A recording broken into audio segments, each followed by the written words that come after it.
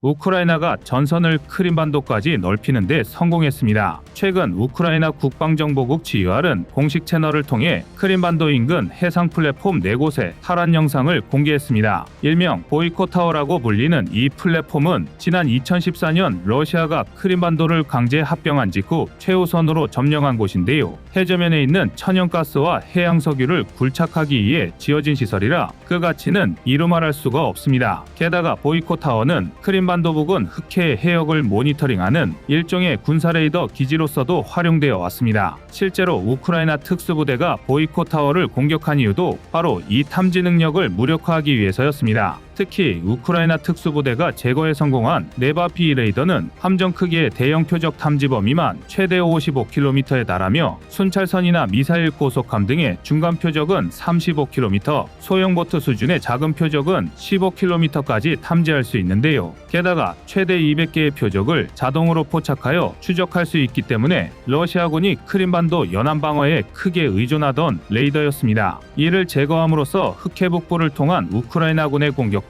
훨씬 자유로워졌는데요. 가뜩이나 무인 수상 드론 때문에 골머리를 썩고 있는 러시아 입장에서는 상상도 하기 싫은 최악의 상황입니다. 아닌 게 아니라 보이콧 타워 공격이 포착되자 러시아군은 그 즉시 수호이 30을 출격해 저지하려 했습니다. 그러나 소형 보트에 탑승한 우크라이나군은 맨페지 등 대공 미사일을 동원해 격렬히 저항했고 결국 상당한 피해를 줘 수호이 30을 격퇴하는 데 성공했습니다. 러시아군으로서는 졸지에 혹대려다 혹부침격이 되고 말았는데요. 전문가들은 대공세 전황이 어두워지고 있는 가운데 우크라이나가 크림반도 탈환을 위한 총력전에 돌입했다는 분석을 내놓고 있습니다. 우크라이나군이 로보틴의 탈환에 성공하고 차츰 남부 탈환지를 넓혀가고 있는 이때 만약 크림반도 탈환까지 성공한다면 휴전 협상 테이블에서 상당한 우위를 점할 수 있을 텐데요. 물론 지금 당장은 우크라이나와 러시아가 휴전에 돌입할 것이라는 전제 조건이 깔려 있긴 하지만 더 이상 출혈 경쟁 없이 남부전선을 탈환할 수 있는 거의 유일한 방법이기도 합니다. 한편 동부전선 바흐무트에서도 우크라이나의 긍정적인 소식이 들려오고 있습니다. 지난 한 주간 우크라이나군은 바흐무트 남부의 안드리우카와 클리시치우카를 탈환하는데 성공했습니다. 2022년 8월 1일부터 2023년 5월 20일까지 이어진 바흐무트 공방전 당시 공격군 역할이던 러시아군 입장에서 클리시치우카는 바흐무트 서부를 포위하기 위해 반드시 확보해야 하는 고지였고 이로 인해 격전의 중심지가 되었습니다. 이는 거꾸로 해도 마찬가지입니다. 즉 우크라이나군이 바흐무트를 되찾기 위해서는 반드시 탈환해야 할 지역이었다는 것입니다. 이제 와서야 처지가 정반대로 된 셈인데요. 이로써 바흐무트 탈환을 위한 우크라이나군의 공세에도 본격적으로 불이 붙을 전망입니다. 물론 유감스럽게도 러시아군의 저항도 만만치 않습니다. 러시아군은 바흐무트 일대에만 무려 5만 2천여 명의 병력을 집결시켰고 이외에도 전차 274대, 장갑차 1000대, 다연장 로켓을 포함한 야포 270문 이상을 배치했습니다. 무슨 일이 있어도 바흐무트를 돌려주지 않겠다는 의지로 해석되는데요. 어지러운 전황 속에서 우크라이나 전망이 밝다고만은 말할 수 없게 되었습니다.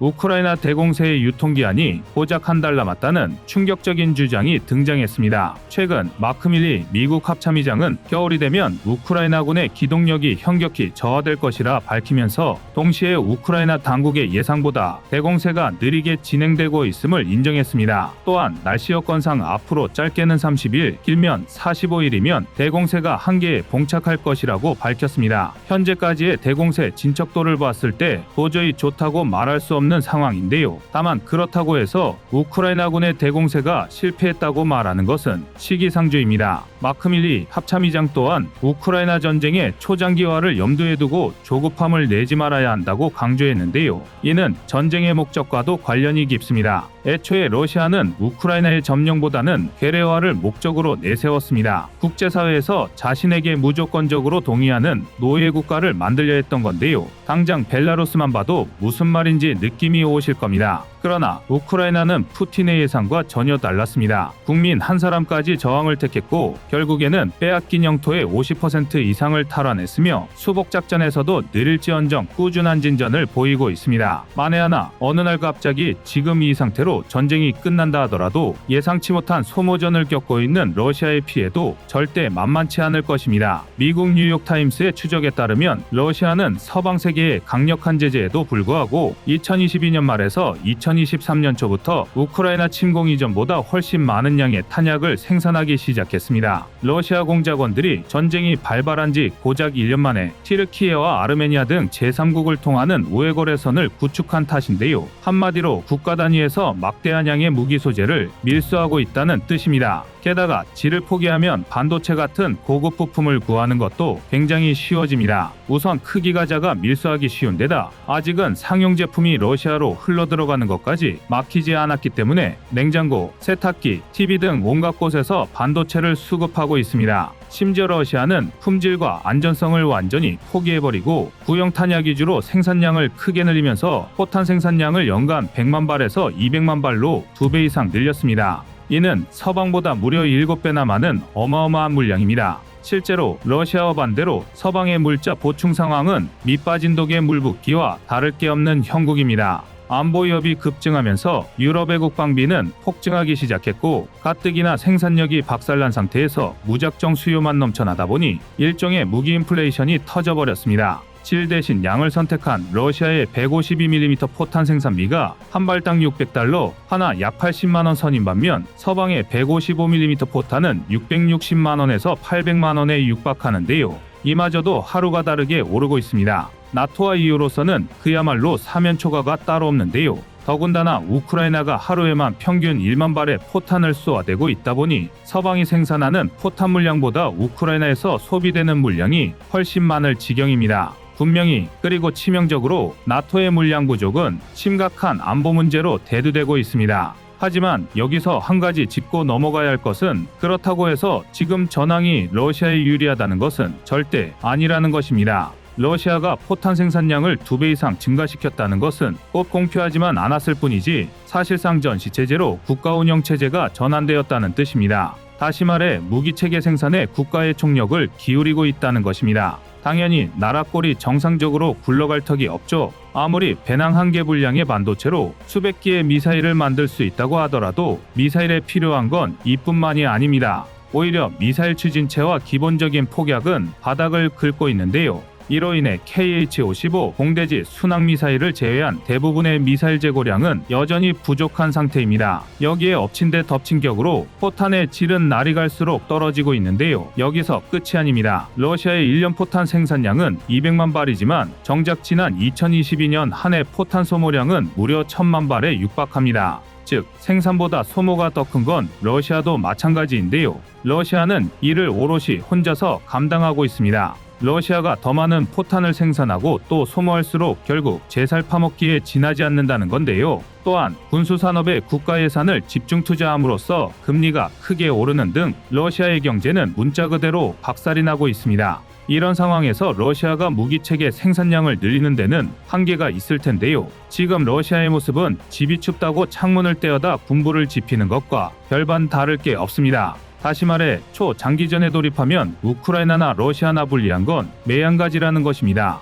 다만 겨울은 여전히 변수로 남아있는데요. 올여름 한철이 남아 우크라이나 에너지 인프라에 대한 러시아의 폭격은 줄어들었습니다. 이에 따라 많은 전문가들이 러시아의 포탄과 미사일 부족을 예측했습니다. 틀린 얘기는 아니었는데요. 하지만 겨울이 되면 다시 한번 에너지 인프라에 대한 파괴 시도가 늘어날 것이라는 것도 외면할 수 없는 현실입니다. 최전방과 후방을 떠나 겨울은 누구에게나 가혹하고 전쟁의 한복판에 내던져진 우크라이나 민간인들의 고통이 가중된다면 결국 항전이지 또한 꺾여나갈 확률이 높습니다. 이 예측이 실제로 벌어지든 그렇지 않든 최소한 러시아의 수뇌부는 그렇게 생각할 텐데요. 그렇다면 우크라이나는 그간 격렬히도 거부해왔던 휴전을 다시 한번 생각해봐야 할 것입니다. 누구도 바라지 않았던 결말이지만 휴전이야말로 가장 가능성 높은 결말이 되어가고 있습니다.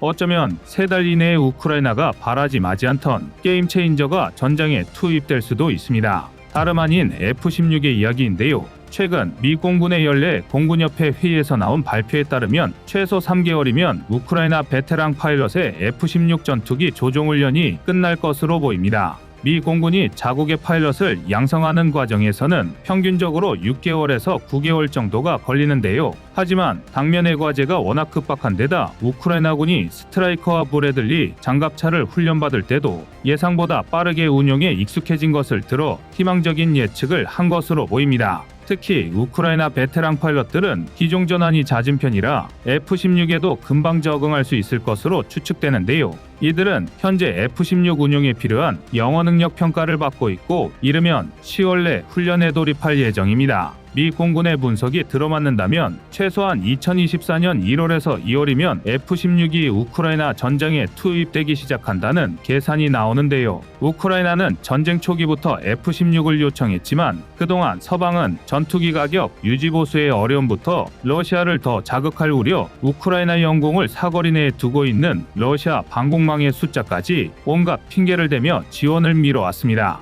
오죽하면 다수의 군사 싱크탱크에서조차 서방이 F-16 지원을 망설였기에 전쟁이 장기화되고 있다고 지적할 정도였습니다. 하지만 이제 더 이상 서방도 F-16 지원을 미룰 수 없게 되었습니다. 그간 우크라이나 전쟁은 숨막히는 참호전 형태로 변하면서 무자비한 소모전이 이어졌고 싱크탱크들의 예측대로 전쟁은 600일을 눈앞에 두고 있습니다. 그리고 이 소모전을 감당하지 못한 미국과 유럽의 군수물자 창고들은 텅텅 비어가고 있습니다. 문제는 이 빈틈을 타고 중국이 무럭무럭 몸집을 키우고 있다는 것입니다. 게다가 중동의 화약고에는 다시 불이 붙었고 당장 내일이라도 대만을 둘러싼 전쟁이 발발할지도 모를 일입니다. 이런 상황에서 미국과 나토는 하루라도 빨리 전쟁이 끝나기만을 바라고 있는데요. 과연 F-16이 우크라이나 전쟁을 끝낼 게임 체인저가 될 수 있을지 앞날이 주목됩니다. 이상 꺼리튜브의 주간 우크라이나 보고였습니다. 안녕하세요, 꺼리투브입니다. 그동안 보내주신 사랑과 응원으로 1편 출간에 이어 이번에 꺼리투브의 새로운 신작 세상에 밝혀지지 않은 현대무기 비하를 출간했습니다. 내용이 어려워 쉽게 다가서지 못했던 군사무기 이야기를 남녀노소 누구나 편하게 이해할 수 있도록 모아봤는데요. 그 누구도 알 수 없던 현대무기 비하의 숨겨진 이야기를 이제 온라인 서점이나 가까운 서점에서 만나볼 수 있습니다. 또 전문적인 군사무기 이야기를 알고 싶다면 꺼리투브 1편인 대한민국 육해공 군사무기도 준비되어 있습니다.